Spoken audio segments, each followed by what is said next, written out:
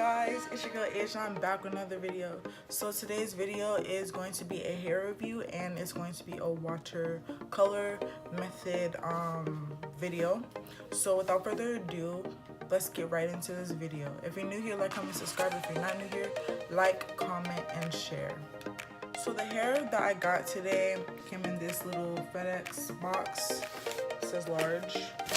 I do not remember the name of the hair company, so I'm going to find out in a second.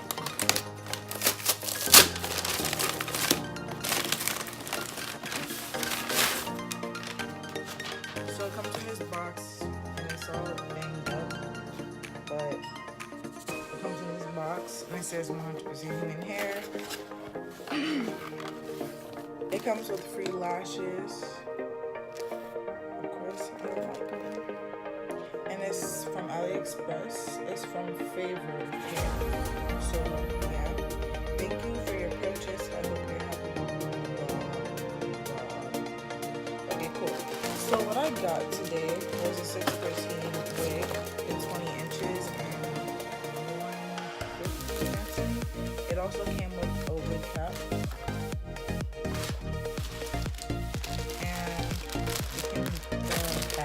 This bag. Today I'm gonna be dyeing this wig orange, like probably orange in my jacket. So the wig looks like this. It feels pretty nice. It smells like weave. And okay, what's it called? It has about